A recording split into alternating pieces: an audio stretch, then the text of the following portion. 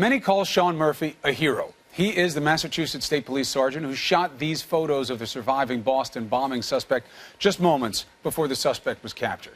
Then came this cover from Rolling Stone. Now, it wasn't one of Murphy's photos, and it was an image that bothered many, including the sergeant. So he leaked the photos that showed the suspect as he thought the suspect should be seen. Murphy was disciplined for that move, a punishment he accepted, but now he's retiring at the age of only 48 after 25 years on the force. He's joining us this morning along with his attorney, Lenny Keston, to discuss the situation. Thank you very much, Counselor. Sergeant, so why are you retiring? I've had a great 25 years career with the Mass State Police.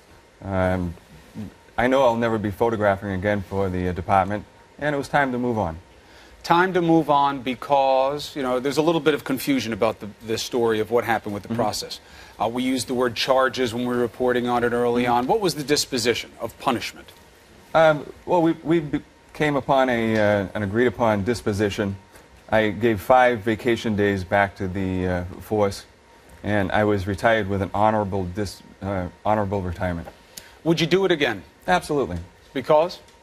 The way I see it, Chris, there's no way that I couldn't do it. Why? Well, because what Rolling Stone did was wrong.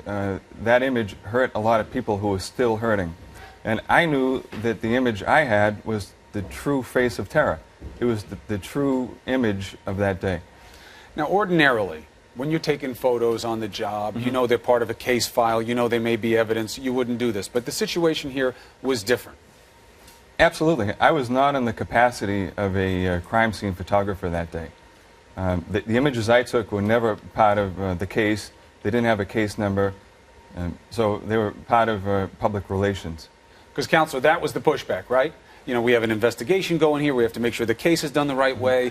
This guy's letting these photos go that could be valuable. We have to come down on him. What did you make of that allegation? It was ridiculous. It was ridiculous and ridiculous now. They were never part of the case. These photos were released to other places. They were not kept secret. They were not in the file. They were not part of this case. Sergeant Murphy would never have done anything to jeopardize the case. And the guy was captured on live TV. So the notion that the release of these photos would have done anything to the case was never made any sense whatsoever, and I think everybody knew that. Now, and then the corollary to the story, what happened afterwards, seemed to be fairly one-sided in terms of where the support was here. What did you find out when it went viral, when it went online?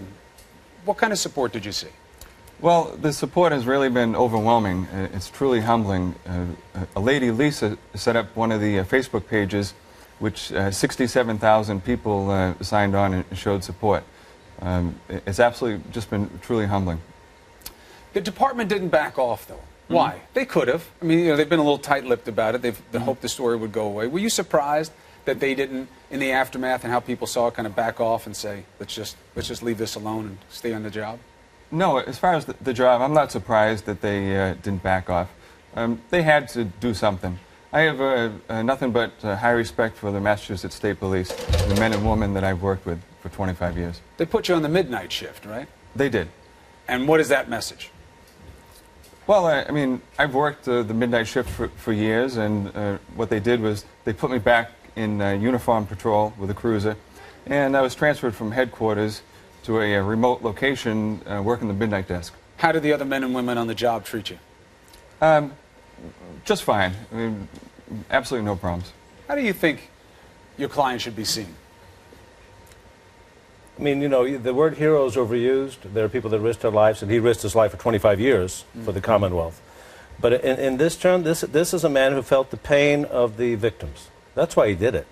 He felt their pain. He had photographed funerals. He photographed the funeral of the MIT officer. And he knew what this was doing to the victims, that picture.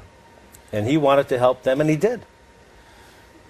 You wouldn't be retiring but for this situation. I know you say it's an okay accommodation. You're all right with it. You get full pension. But for this, you'd still be on the job, right? Yeah, I would still be working.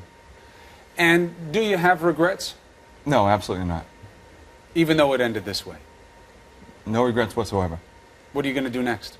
I'm not sure. I'm not sure. When you look at those photos, when you remember those moments, what is it that you take with you? That was the real deal. It was as real as it gets. And what do you want people to know about the scene you came upon that day and what the reality of the situation was. Well, again, that was the reality. The image of that guy in the boat was the true face of terror, not the one that was fluffed and buffed for the cover of Rolling Stone magazine. Well, many were grateful to you for doing it. There was a punishment and a price that came along with it, but if you're okay with it, I guess everybody else should be as well.